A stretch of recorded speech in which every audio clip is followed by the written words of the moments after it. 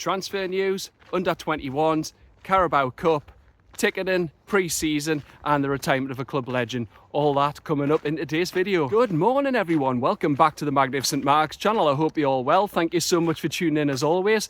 It's Saturday, but I am wrapped up today, unlike yesterday. I had a catch up with the mother, I hadn't seen her for a while. We had lunch in colour coats and then went to Tynemouth and then down to Fish Quay, 20,000 steps and a couple of drinks and food later. Brilliant day, but today I am covered up, one because it's been overcast and raining, and also because I tan badly. I look like a squashy sweet. I'm a mix of pink and white and no one wants to see that. But before I get underway with this sort of roundup video of everything going on in the world of Newcastle United that never stops, if you do like what I do, please follow all my socials, and for the latest videos dropping in your inbox, please subscribe to the Magnificent Mags YouTube channel and turn on those notifications, and do the same for my friends at NUFC 360, Magpie 24/7 and Magpie Ultras. So let's get into it. Firstly, under 21s, I've just got to praise Tino and Asula. So Tino played the full 90 minutes, set up the second goal and got man of the match in England under 21s 3-1 win against Czechia. So that was absolutely fantastic. Now, Will Asula as well, he came on for Denmark under 21s. They were trailing at the time to Ukraine 2-1. But he came on in the 71st minute with 7 minutes stoppage time. He played 26 minutes in total and he did make an impact, which is what you're hoping again from Eddie Howe's tutelage, but he set up the equaliser and then he got the win for 3-2. So brilliant performances by both, and we've talked about this loads in terms of with future at full back. We've got obviously Tino Livramento and Lewis Hall, and Tino, said this loads, but he's just quality. He's athletic, he's got a good pass on him, he's got a good anticipation, reading of the game, improved his crossing, he's equally adept defensively now as he is going forward. And the only thing I think missing from his game that slightly needs to improve is when a winger's hugging the touchline, he doesn't underlap, which I think he should do. But again, he's under the right manager and Eddie Howe, who'll coach that into him. And again, he's still young, he can only get better, and him and Lewis Hall are definitely our future. And Will Asula, big season coming up for him. Again, it depends on if we get another striker in. Will he go out on loan or will he get more opportunities? There's going to be 48 games next season, minimum, 30 in the Premier League, 8 minimum in the Champions League and 2 minimum in both domestic cups, obviously 1 game in each cup. So he will get game time, and he's raw, he's unpredictable, he's got a good shot on him, he presses, he's willing to learn, he's young, he's enthusiastic, so I just think Asula should have a massive future. And we'll wait and see what Eddie Howe does with him next season, but it's just great to see that all the coaching time that we've put into these players is paying off on the biggest stage of all for the unders. So long may their performances continue. Going on to transfer news. So firstly, James Trafford, Burnley have said they want £40 million for him. Now, I've said I think it's worth it, but what I mean by that is not in terms of paying it all up front, but structured. So say £30 million and then you structure the rest of the deal to bring it up to 40 with certain clauses. But it's also the £40 million is because he's Burnley's current number one. They don't want to lose him because it'll be tough odds for them to stay up next season. But he'll be our future number one as well as England's for years to come. He's 22. I've talked about him that his ceiling's high. He's an excellent shot stopper, great at pens, good at crosses, communicates, commands his area. And the main thing in this modern game is he's excellent with his feet, a good sweeper, good passing, which is better than what Nick Pope is. Being rumoured that Trafford be coming in to challenge him, I think Trafford will eventually usurp him. You don't pay this amount of money for a keeper if he's not going to be number one. And he's 22, Pope's 33, albeit that's young for a keeper. But we'll wait and see. I just think obviously you're paying more for his potential and the fact he's quality, and don't let, as I've said before, his previous season in the Premier League cloud your judgment. I was a terrible Burnley team and he was 19 or 20 at the time. And another sticking point is Man City have a 20% sell-on clause. So say for example, you use £30 million as the figure. They signed for 15 million a couple of years ago. Say it's a 5-year contract, for example. That would mean that £6 million has been paid off so far in terms of amortisation, but that still leaves £9 million to pay. So with City's sell-on clause, that would be £6 million, 20% of 30. That would leave 24, but then you take the £9 million still to be paid off the book, so that would leave a profit of 15 million. So I can understand Burnley wanting 40, and I think if we can do, say, 30 with structured add-ons, it'd be worth it. But the alternative is Lucas Chevalier. He's at Lille. He only came second to Brice Samba of Stade Rennes last season in terms of clean sheets, 11 to 12. He was in the French Ligue 1 PFA Team of the Year. He was PFA Keeper of the Year. So they're high honours from your fellow pros. And also as well on the 7th of November, he got his first call up to the French senior squad. And he was in the squad the other night when France beat Germany in the Nations League third place playoff. So that's a good alternative. It shows that we've got this time options A and options B. It's a bit like Guéhi. I still want Guéhi. I think he's quality. He's a good passer. He's got good pace. That's good in terms of recovery, where the target Fabian Schär, and he hasn't got the pace when he's touch tight to players.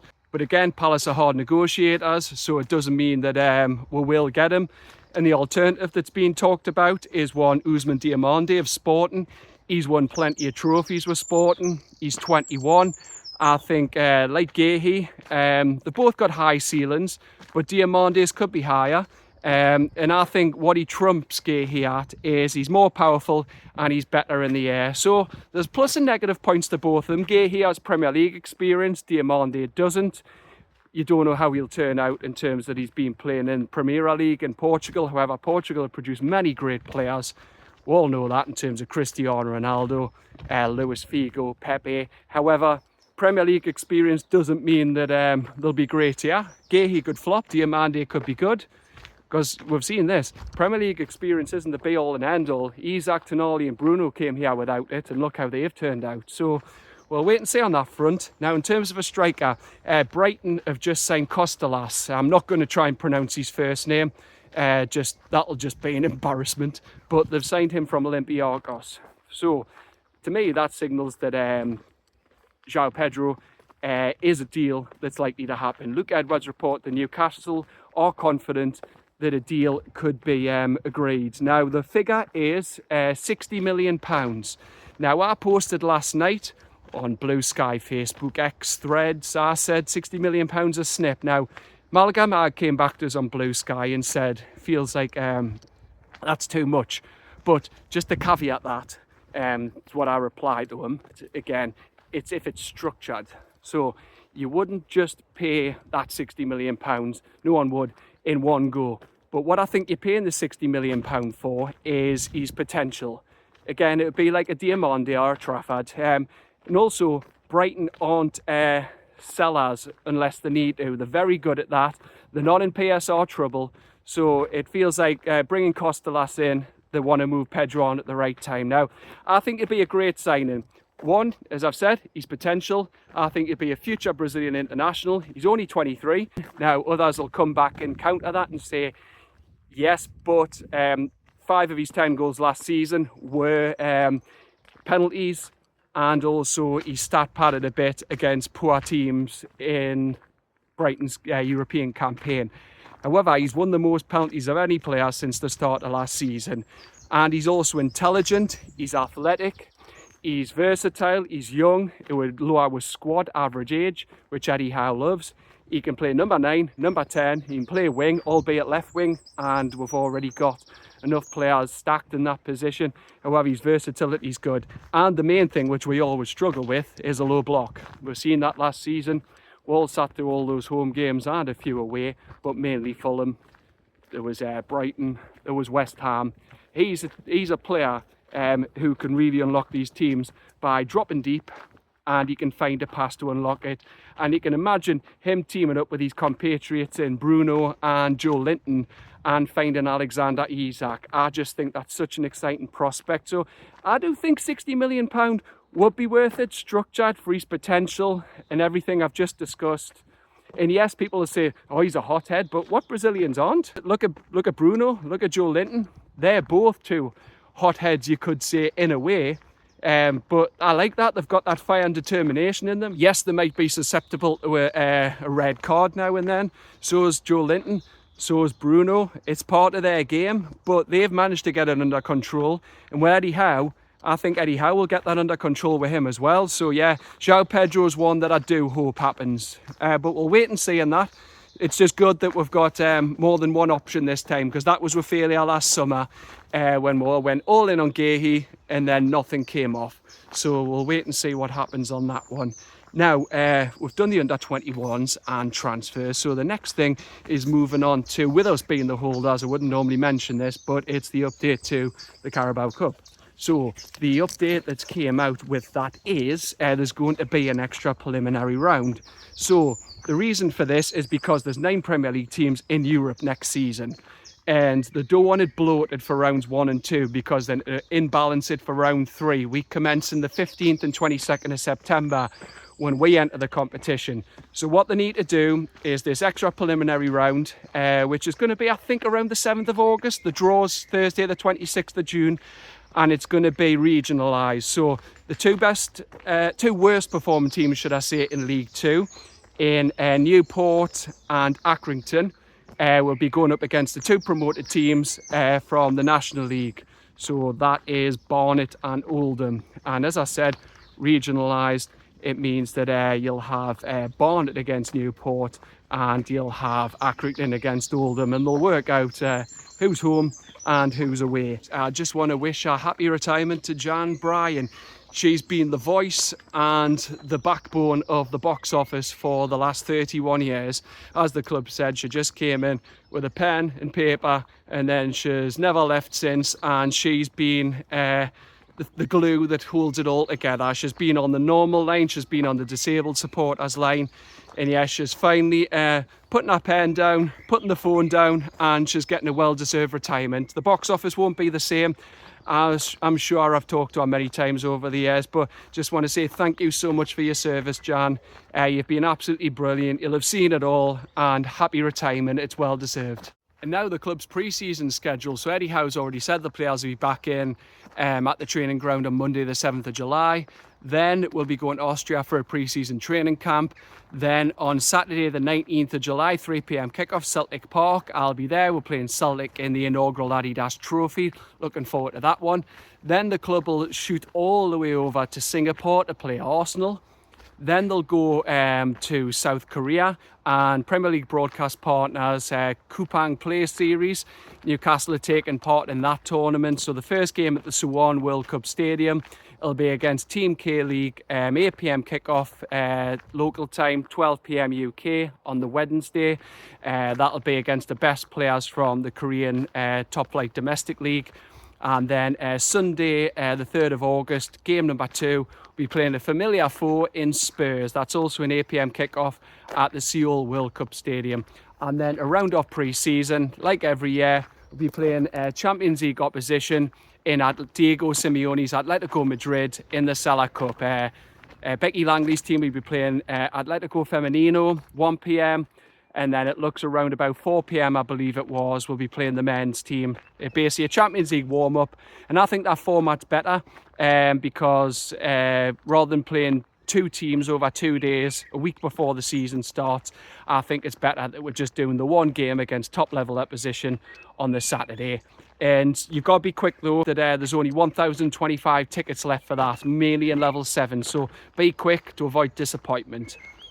And now, final thing in this video, time to get on to ticketing reporting by the Fan Advisory Board meeting on the 21st of May. Now, the final part of my video that I want to get into, ticket touts. Yeah, it is a main bone of contention with everyone, quite rightly. If you're working hard all month for your wage and then someone rips you off, I'm not saying everyone's immune to it.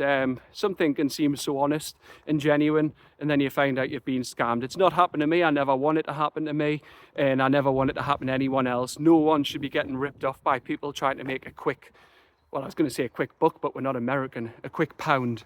It's just sad, it's pathetic, and ripping people off. You're the lowest of the low. So if you've got a season ticket or a membership and you're scamming people and then your ticket gets cancelled, then I fully back the club, and shame on you. You've made your bed, so lie in it. But here are the main details from it. So Chris Parkinson, head of ticketing, he said that ID checks, and they've been run, the ID doesn't match the buyer. They're doing some evidence gathering, criteria being speed and rate of buy-in, irregular buy-in, social media posts, and inquiries about tickets when you've got no business inquiring about them. Basically, they said there's 1,001 ticket touts, 92,000 bot attacks have been prevented, 342 memberships cancelled, and 158 people had to be checked on their next purchase because they've triggered certain flags. So yeah, as I've said, for all those reasons, I'm fully behind the club on that. Everyone should be getting genuine tickets, because we've seen it before Wembley. All the tickets suddenly on sale for like £500 to £1,000 or more, and it's absolutely absurd. Our ticket was £108 officially for Wembley, and no one should be getting ripped off when people work bloody hard for the money. So yeah, I'm fully behind the club on that. And one other thing, the Fan Advisory Board have said they are trying to develop a season ticket waiting list. Contrary to popular belief, it is a myth. There isn't one at the moment. I'm fortunate. I do have a season ticket in the corner, but I want future fans to be able to come into the ground as well and see their team. I don't know whether that'll be now or if it's in anticipation for the new stadium.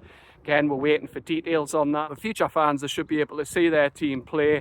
So developing the season ticket list, a good idea. However, I don't think it'll be a quick thing, mainly for the fact that there's going to be so much criteria. And will it be a case of how do you prioritise one person over the other? We don't know.